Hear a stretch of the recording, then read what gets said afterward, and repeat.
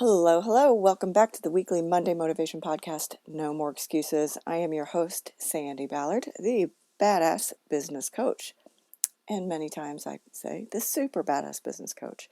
Why? Because I help people realize their badassness so they do more, be more, and achieve more amazing, crazy shit, right?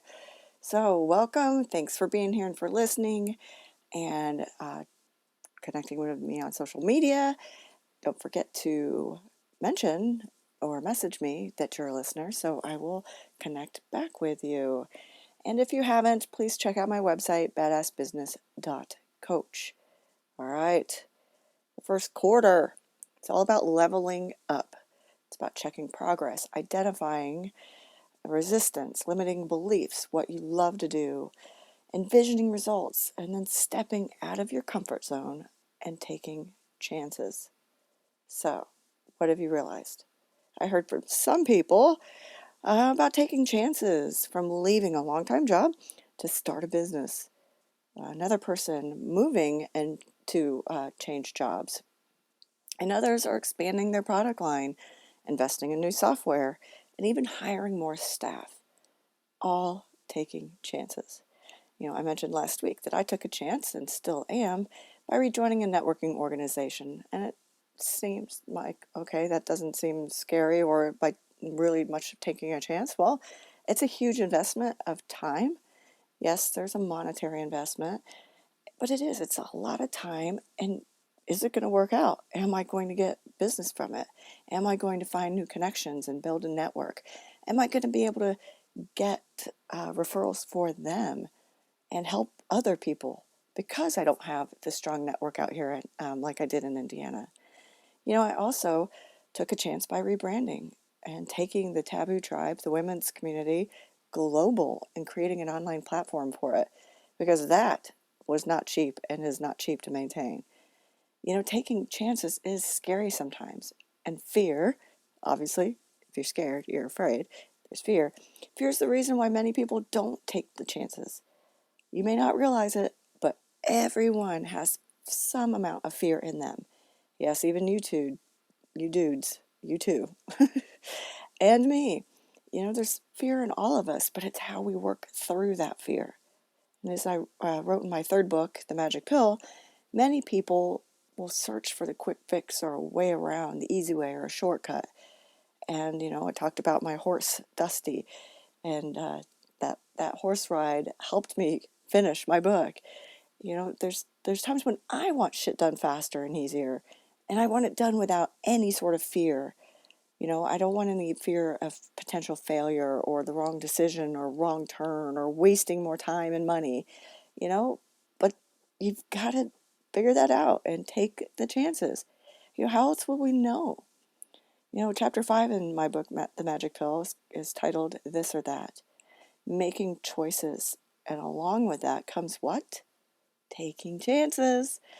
I tend to give my clients a choice. Much like the chapter This or That, I say you can do one of two things.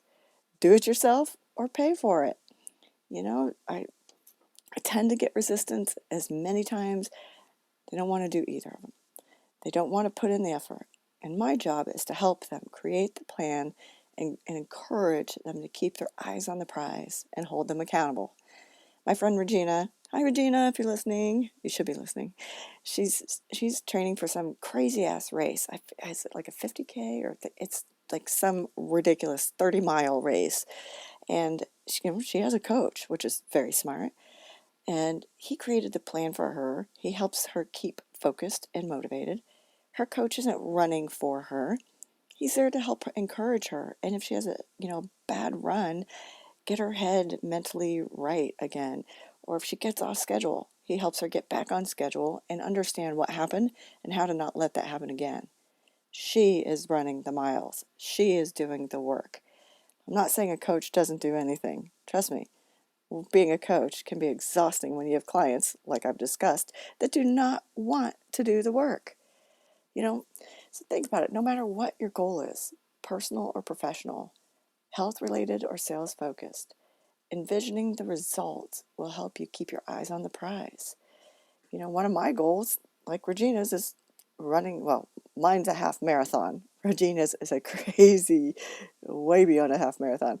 But, the main goal is running the marathon, and the secondary run or goal is running it in less than 2 hours. Guess what?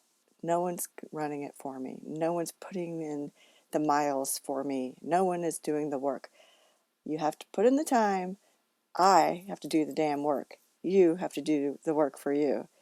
You can find better ways, more efficient or effective ways to do a lot of stuff these days. With technology and software, there's ways to streamline damn near everything. With all the rebranding I did last year, I did a lot of research. I found platforms that I wanted to use. And remember last week I shared how not every choice and platform was the right one. And I spent some money at first, but you got to take a chance. You got to try it out, right? And then it's a matter of putting in the work.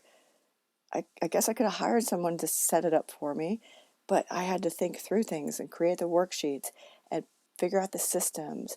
I had to do it myself. So if you're having resistance, let's figure out why. Is it because you don't know how? Well, and ask for help. If you don't like doing it, well, tough shit, it's your business or idea. If you don't have time to train others, well, figure it the fuck out because it's your department, staff, and team. And years ago, I was talking with a department manager, and I kept saying, well, where's your training, onboarding process and your questions and your training manual? She's like, I haven't had time. I haven't had time to figure it out. I'm like, do you have time to keep hiring someone because they aren't getting properly trained? She's like, I'll get it done. And she did by the end of the day. We all have shit we don't want to do. But to get anywhere in life, and it doesn't matter what you do, or if you own your own business, a franchises have rules that have to be followed, or you work for the man. The work has to get done. When you love what you do, the work doesn't suck so much. I mean, think about it. Who out there owns a farm or works at a nursery or a place where things are caught, raised, or grown of any sort? There's some dirty ass work out there. Hell, being a mechanic is dirty work. But the ones I know absolutely love what they do. And ironically, it's usually the clean work that they don't like. The bookkeeping, the calls telling the car owners the bad news, or the marketing part. But the work has to get done. Have I said that enough?